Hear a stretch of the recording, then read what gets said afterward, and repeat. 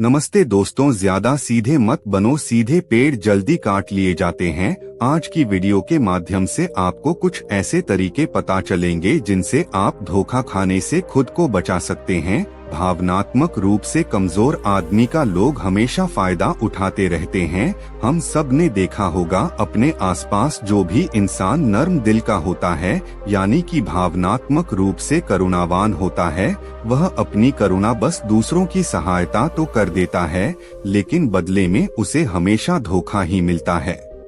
तो क्या एक इंसान को भावनात्मक नहीं होना चाहिए? क्या उसे दूसरों पर भरोसा नहीं करना चाहिए? दूसरों की सहायता नहीं करनी चाहिए? क्या करुणावान और संवेदनशील होना गुनाह है? कोई गलती है पाया तो यह जाता है कि कोई संवेदनशील आदमी दिल का अच्छा होता है।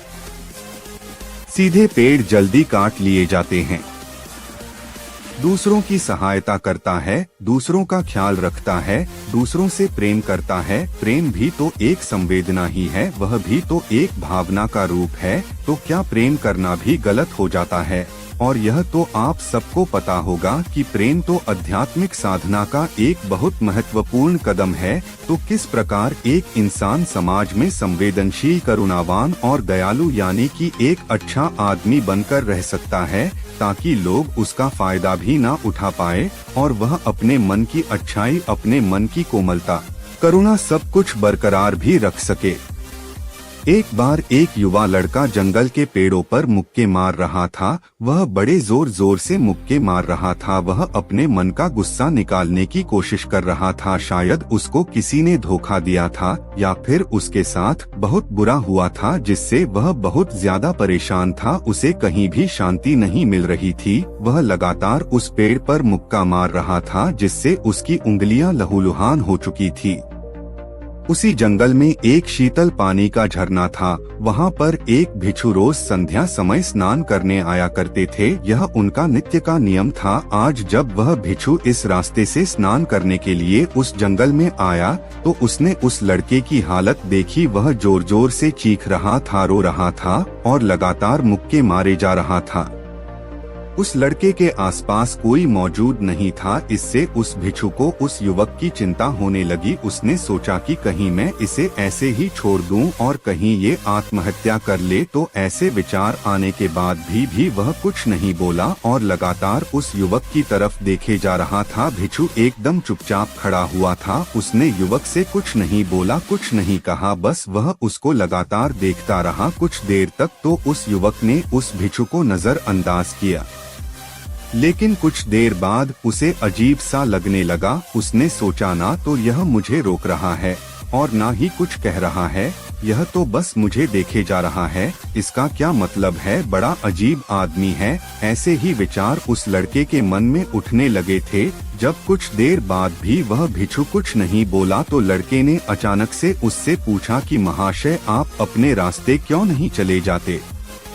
आपको क्या मतलब, आप खड़े हुए मुझे देख क्यों रहे हैं? भिक्षु ने बड़े शांत स्वर में कहा कि मैं तुम्हें रोक नहीं रहा हूँ, तुमसे कुछ कह नहीं रहा हूँ, तो मुझसे तुम्हें क्या परेशानी है? मेरे ही तरह है। यह पेड़ पौधे, यह पक्षी, यह सब तुम्हें तो देख ही रहे हैं। जब इनसे तुम्हें कोई परेशानी नहीं है, तो मुझसे क्यों परेशानी है?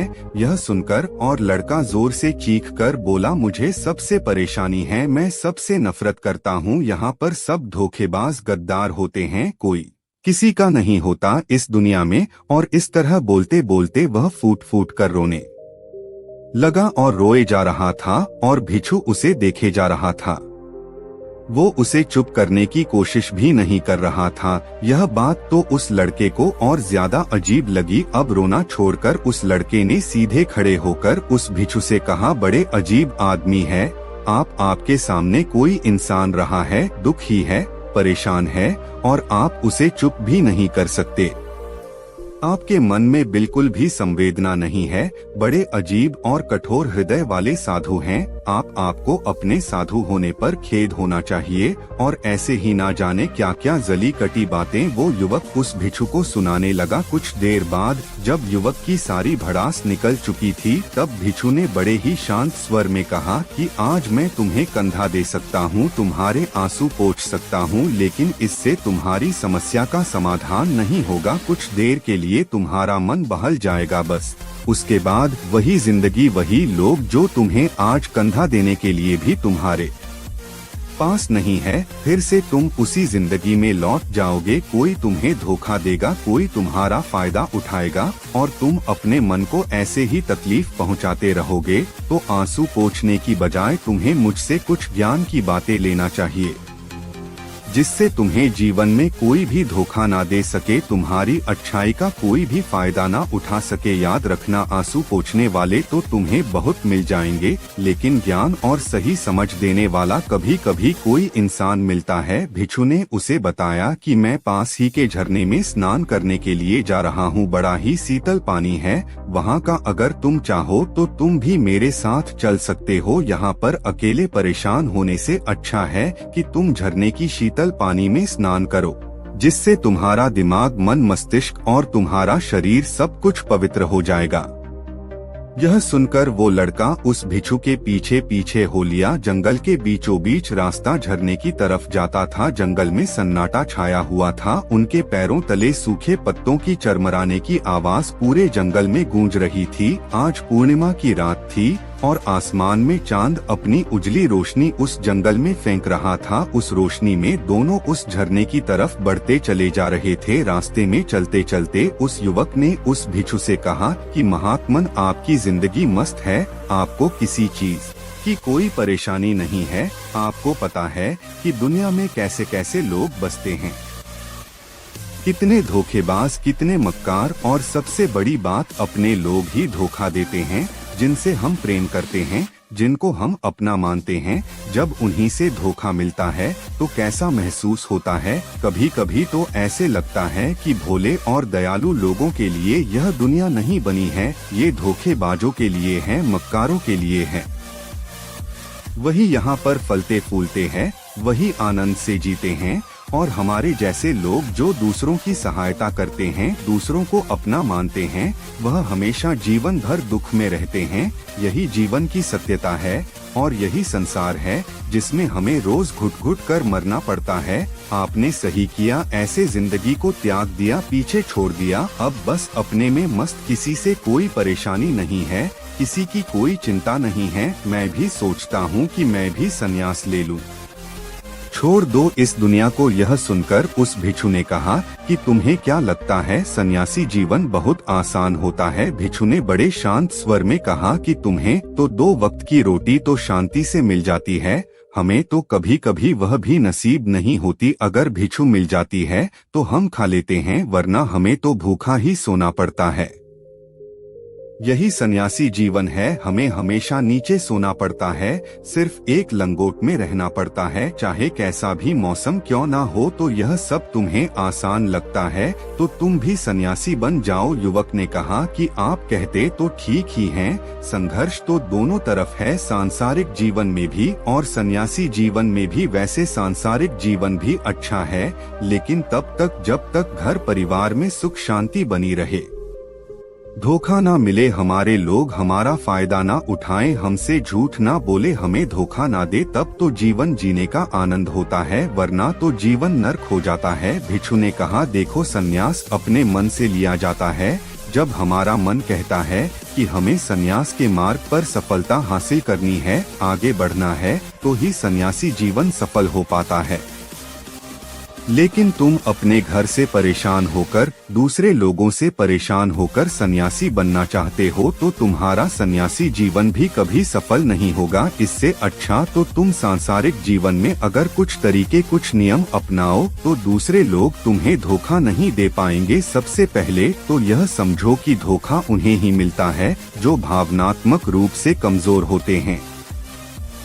जिनका दिल जल्दी पिघल जाता है, जो दूसरों को दुख में नहीं देख पाते, ऐसे लोगों के साथ धोखे होने की संभावना ज्यादा होती है, क्योंकि कोई भी आदमी अपनी परेशानी बताकर, अपने को दुख में बताकर तुम्हारा फायदा उठा सकता है। क्या पता वह झूठ बोल रहा हो, वह दुखी होने का अभिनय कर रहा हो, लेकिन आपको तो सच ही लगेगा। और उसके बाद कुछ समय बाद आपको पता चलता है कि आपके साथ धोखा हो गया। उसके बाद आपका मन अंदर से टूट जाता है।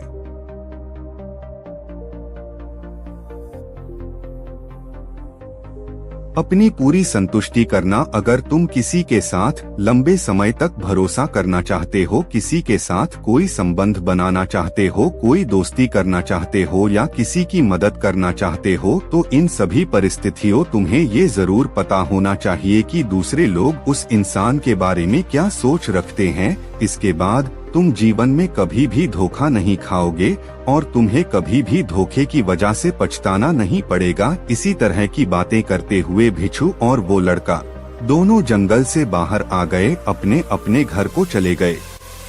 दोस्तों, कभी भी किसी पर भी भरोसा करने से पहले उसके बारे में अच्छे से समझो, जानो, समय दो, फिर भरोसा करो। चुनेंगे जो उनके आसान शिकार होंगे। दूसरी बात समझने की यह होती है कि हम बहुत जल्दी दूसरों पर विश्वास कर लेते हैं और हमारी जल्दी विश्वास करने की आदत ही हमें हानि पहुंचाती है। 2 दिन तुम्हें किसी से मिले हुए नहीं होते हैं और तुम एक दूसरे के हो जाते हो, एक दूसरे पर पूरा भरोसा करने लग जाते हो और यह भरोसा तीसरे दिन टूट भी जाता है और फिर तुम्हें धोखा मिलता है और फिर तुम परेशान होते हो। इसीलिए समय दो। किसी भी चीज को, किसी भी रिश्ते को आगे बढ़ाने के लिए समय की जरूरत होती है। समय के साथ तुम्हें सामने वाले इंसान की अच्छाई और बुराई पता चलती है। तब तुम्हें पूर्ण रूप से पता चलता है कि इंसान वास्तव में कैसा है, अच्छा है या बुरा है, और वह कुछ समय देने के बाद ही होता है। इसीलिए जल्दी किसी पर विश्वास मत करो।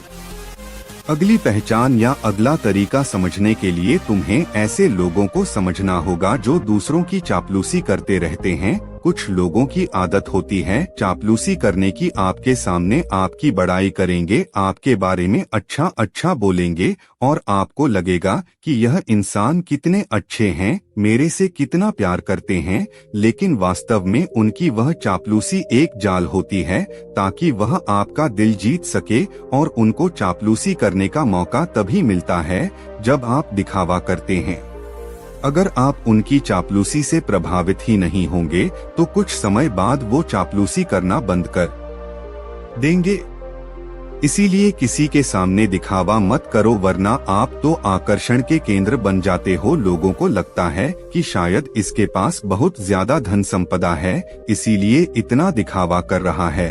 और इसी वजह से जो लोग आपका फायदा उठाना चाहेंगे वो आपके करीब आने की कोशिश करेंगे, आपके चापलूसी करने की कोशिश करेंगे। अगला नियम बताते हुए भिक्षु ने झरने की तरफ इशारा किया। वो झरने के पास पहुंच चुके थे। युवक को भी एहसास हो चुका था क्योंकि वहां पर ठंडी ठंडी हवा चल रही थी। ढलान की तरफ जाते हुए भिक्षु ने कहा कि सांसारिक जीवन में एक बात समझने की यह होती है कि हम जिसकी सहायता कर रहे हैं, चाहे किसी भी रूप में, धन से, शारीरिक रूप से या जिस भी अवस्था में हम किसी की सहायता कर रहे हैं, तो हमें यह ख्याल रखना चाहिए कि सामने वाला वापस कभी भविष्य में हमारी सहायता करने योग्य है कि नहीं है।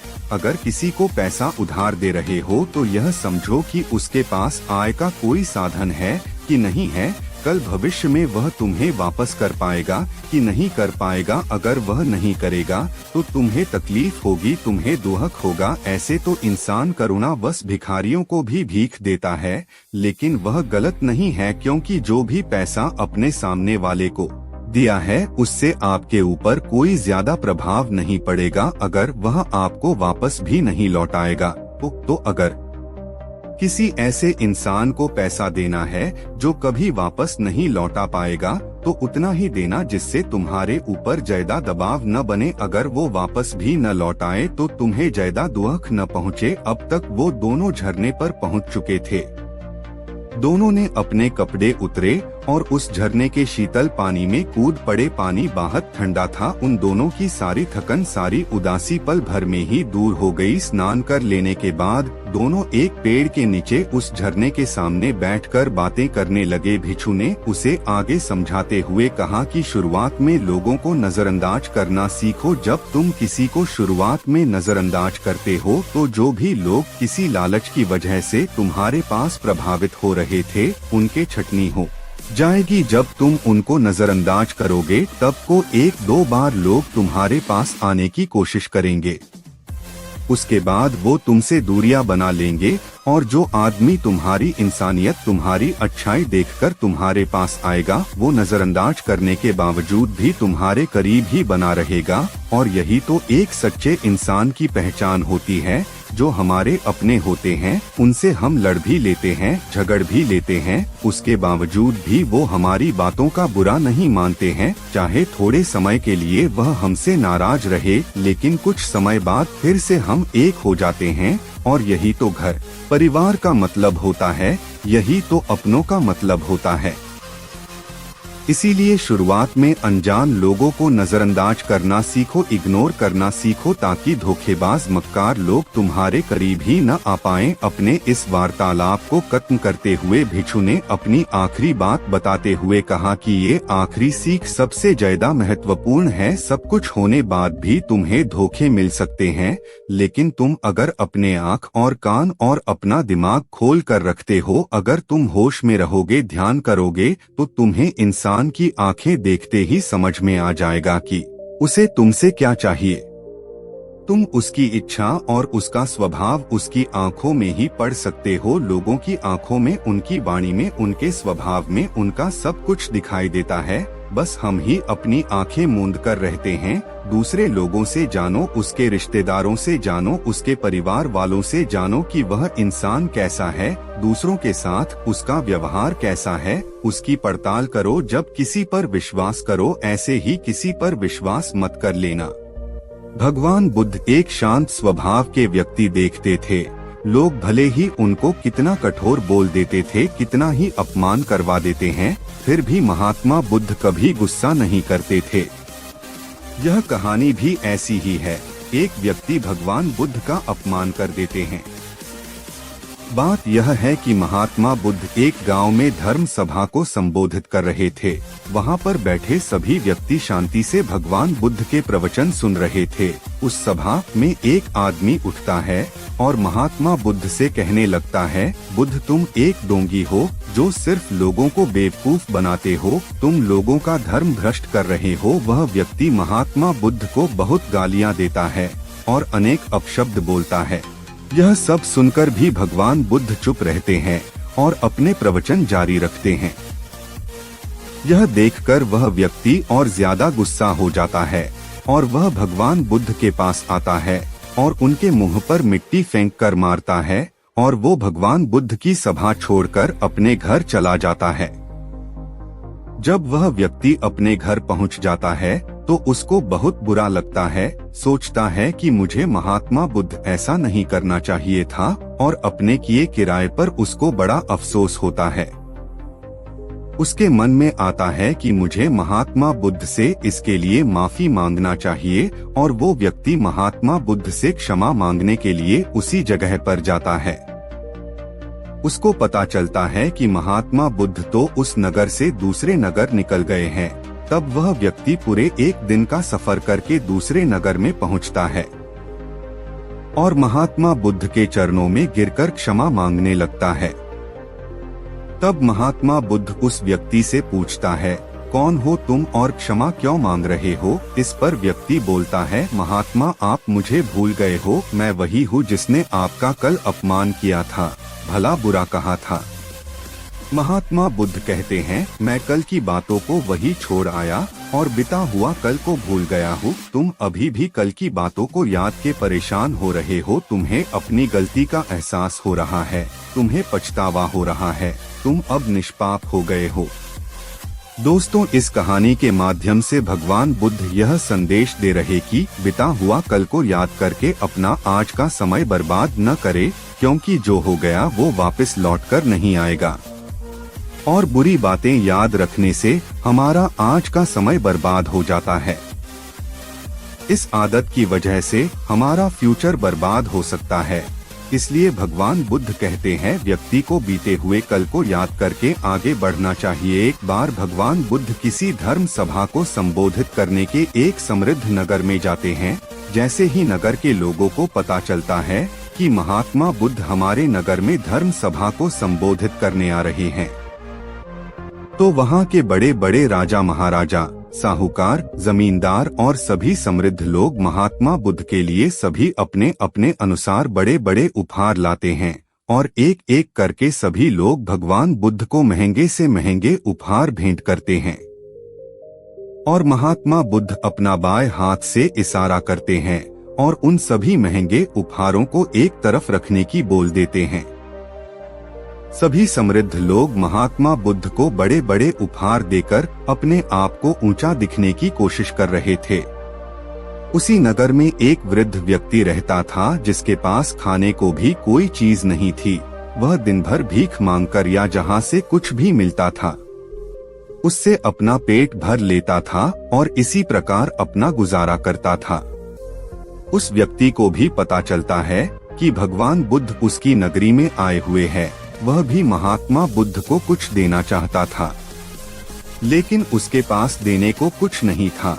वह व्यक्ति एक आम के पेड़ के नीचे बैठा हुआ था और आम के पेड़ से गिरा हुआ आम खा रहा था।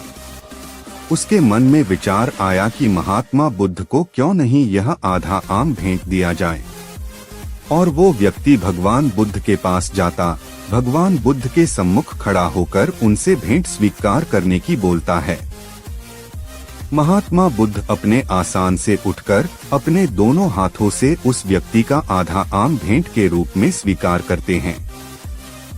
यह सब देखकर वहां बैठे बड़े बड़े लोग और राजा महाराजा आश्चर्यचकित रह जाते। वह मन ही मन में सोचते हैं कि हमारे द्वारा बड़े बड़े उपहार दिए हैं, उसके लिए महात्मा बुद्ध खड़े तक नहीं हुए हैं, जबकि इस निर्धन और गरीब व्यक्ति द्वारा दिया गया आधा आम के लिए स्वयं खड़े हुए और अपने दोनों हाथों से भेंट स्वीकार करने लगे। वहां बैठे लोगों में से एक व्यक्ति खड़ा होता है और भगवान बुद्ध से पूछता है कि महात्मा, हमारे द्वारा दिए गए बड़े बड़े उपहारों में आपकी कोई रुचि नहीं है और आपने इस व्यक्ति द्वारा दिया गया आधा आम के लिए आप स्वयं खड़े हुए हैं और भेंट स्वीकार की है।